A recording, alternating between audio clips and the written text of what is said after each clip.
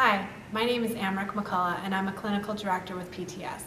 Today I will be giving a presentation on fine motor skills and handwriting. So letter formation and tripod grasp. Have children trace in the air and then on paper with a finger and then finally to pencil. So when you're first learning how to write, you have to have, it's called kinesthetic awareness. So it's the same thing with crawling. So you don't really think when a baby's crawling that it eventually is going to lead to reading. You don't think that. But it's the same kind of concept when you're learning letters. You really have to learn it, with your whole body. So that's why tracing in the air, tracing on paper, and then eventually writing is kind of the progression of how handwriting should happen. Provide one dot or visual cues for the start point. Oh, and I have do not use dot to dot or dashes for tracing letters. So let's say I did this. Usually, what happens is the kids. Let's say there's lines like this, or like that. Can everyone see that? What kids do, especially kids that are maybe on the spectrum, if they have autism or they don't understand, they'll start like this. Like they don't understand the difference between the dotted line and the dotted line because they're just seeing dotted lines. They don't see the letter. So what I do is I usually will take a pencil and I'll write the letter, and then I'll give them a highlighter or a marker, and they have to go trace over it. And for some kids, it's fine. Like the kid that doesn't have, more learning problems than just some handwriting problems, absolutely, you can do that. But for kids that maybe, have way more learning problems than we think, that's not the best way to go. So provide a letter script for copying. It sounds really simple, but I've worked in schools where kindergarten and first grade don't even have a letter strip on their desk. And that's something that you guys, working in Hereford, you guys can promote. I'm sure they have letter strips, but that's something that even for cursive, if they're doing cursive in the older grades, that's really helpful. Have children practice using whole arm movements, writing in different mediums such as sand, flour, rice. And a lot of this stuff does happen in kindergarten, I think, now. It was different, back then, but I think teachers are trying to do more of the, you have like a little tray of sand and then write the letter in the sand. So I think it is happening more. Include games that facilitate the tripod grasp. Games that are pick-up sticks, travel connect 4, travel perfection. Any of the smaller games that make you pick things up with those 3 fingers or even the 2 fingers is going to help. Any marble game. Activities with kid tweezers. I think there was kid tweezers in there. It's count and place points, things like that. Twisting on and off caps, opening snack bags. Lacing activities. I know it sounds really old school, but actually lacing activities is that crossing of the midline, and it is such a great activity for kids. And you can do lacing in terms of, you could lace an A, like hole punch out, an A out, and then just have them lace that B or something like that it's helpful. It really is an underutilized activity to doing. Stringing beads, pegboards. Clothespin activities are another underutilized activity. You can put words on clothespins. You can put vowels on clothespins. You can make words. You can put letters, and then they have to clip them onto a strip, or I've even used paper plates. I'll say, I'll have the whole alphabet on it, and they have to match up the letters. I've used numbers. I've used kids' names to try to get them to, recognize their name. It's and it's very cheap. You can buy a whole bag of them for $1, and I can't say that enough, that I've used clothespins a lot. This is stuff that we did when we were kids, like the sewing cards and right. all those different things, the games that you played and things. I don't think I know, and that's why I love to It's awesome. preach it, because it is really, we don't do it anymore. Yeah. And it really is affecting the kids. Because of everything else, but yeah, they really do those things. Yeah, this district, I feel like, and the OTs also are really trying to implement a lot of these things. And even next year, the OTs want to go into each of the kindergarten and first grade classrooms and really promote these kinds of things even more. So this district is pretty good about using Your foundations to go on to bigger things. Exactly, exactly. So. So another power tip, superheroes. So the pencil power program that we started, there's a pencil and he's a superhero. It's all very exciting for the kids.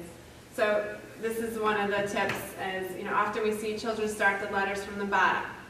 This changes the sequence in which they write their letters and can sometimes be an indication of decreased strength and lack of control. Remind students to look up to the sky and you will see that your pencil power superhero can fly. So just anything you can do to get those kids to start from the top is great. Again, sometimes kids get into a bad habit and it's hard to break it, but you can do it by just kind of putting a dot, saying you have to start at the dot, and that does help if you do that. I've done the spaghetti. My son does the spaghetti and meatballs kind of thing. So spaghetti between letters and meatball between words. That's always fun. Use a colored index card with a rectangle cut out as a guide for remaining on the line. Wicky Sticks are these really cool little, I don't think I have any in there. They're wax, but you can put them on paper and you can peel it off. And that's another way to give a kid boundaries for writing. So they can't go above or below if you put 2 Wicky Sticks, on the paper. They even make paper now with raised lines, and I know they sell it at Staples. Use letter strips or half sheets of paper. This is really good for older kids. So a lot of times older kids will see a whole piece of paper and then all these lines where they have to write, and they get completely overwhelmed. Same thing maybe if they're taking a test and they're just starting to get that anxiety that I'm never going to finish this, I'm never going to complete it. So oftentimes I've had teachers either break it up and double side the test, or make the test into 4 pieces of paper. So and chunk it. It's basically chunking the test or the activity into smaller pieces. Or if you can't do that, I just say I always have an extra piece of paper with me and I cover up the bottom. And I'll say, let's just focus on the top. And that does help a lot. That really is very helpful to do. But with tests, that's something that you can talk to the teachers about so they can prepare and say, okay, well, let's make this test into 5 pieces of paper. Because and then the student, maybe they can take a break in between each piece of paper. So that's helpful. Even if your student doesn't get occupational therapy, you can always go to the OT in your school and say, hey, I need some paper, or I need a pencil grip. They don't have to be on caseload to get any of those things from the therapist. Upper Perk is really great about providing those things for all students. So never feel like or even if you want to consult with the OT and say, hey, I have my high schooler, he's doing X, Y, and Z, with handwriting, what can you just, come in and show me some tips? That's perfectly fine. They're very happy to do that. Okay, letter reversals. The B and the D. We'll do this, make the bed. So the bed, B-E-D. I do that a lot. I have a son with dyslexia, so we're constantly making the bed. There's, the bat, the ball comes before the bat, that kind of thing. There's a ton of stuff that's out there that tries to get them. The other thing I've done is I've actually just wrote B and D and put it on an index card and taped it to desks. And then I've also a coder I worked with last year, we found a picture of a bed and then a picture of a dog. And so we put the bed and the B over here and the D and the dog over here, and it gave more of a visual instead, because especially if a kid has dyslexia or some reading problem or something like that, they really do need a picture because they're not seeing what we're seeing. So if they see the picture and the letter, it's an easier association to get it correct the next time. And these are the 5 P's of pencil power. Posture. So number 1, if your student, you're working with the student and they're having difficulty and they're slumping over, get them to sit up. Paper. Remember, the paper has to be turned. It's helpful when the paper is turned to a 45-degree angle, depending on if they're left or right. Pencil, encourage them to use the tripod grasp. Prepare, so encourage students to use their seated pencil power position. Exercise quietly during class. They can do the power of 3. This is this one before they start. And practice. That's the main one. Really, handwriting is a skill that you have to practice. It's like any other skill. It's like any other exercise. If you don't do it, you're gonna lose it, kind of thing. So, and if you keep doing it the wrong way, you're gonna get the wrong results. So that's why we want you to have them practice the right way. So cutting and scissor strategies. This is for the little kids, sorry, older kids. Practice cutting Play-Doh, gack, and silly putty. Cut up straws to make beads. You can cut up magazine pictures to make puzzles. If the child cuts too quickly, try placing a rubber band around the blades to close the loops, and it slows them down. I use this all the time.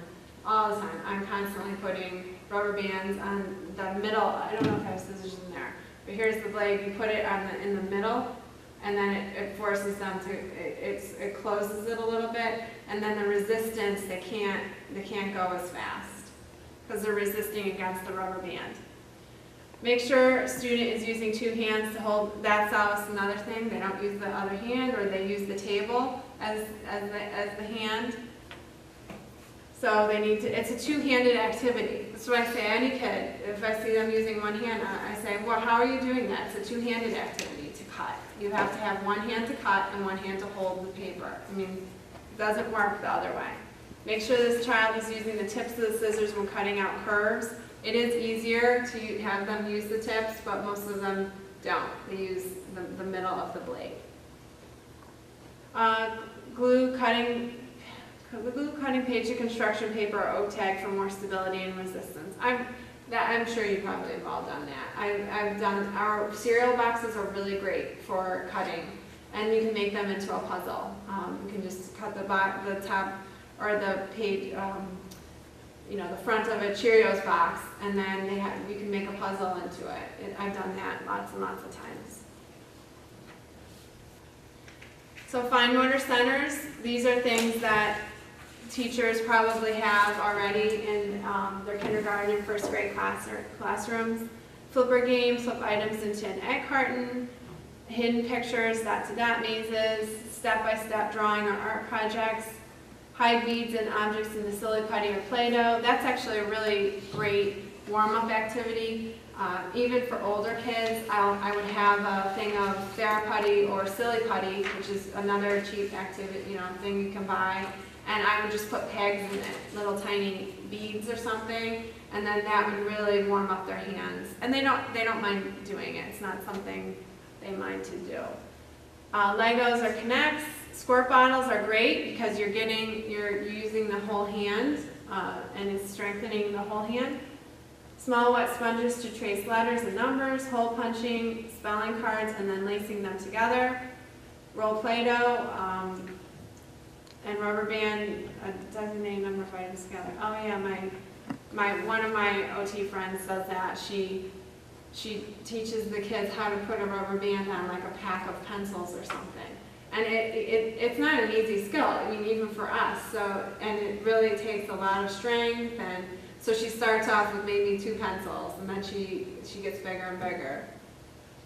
Paperclip a designated number of items together or put a color paperclip on a matching color card. Paperclips are another little thing that a lot of kids don't know how to use. They hang it on, you know, with just like the one little wire. They don't understand you have to actually open the paperclip and then put it on the paper. These little things, but a lot of kids don't know how to do it.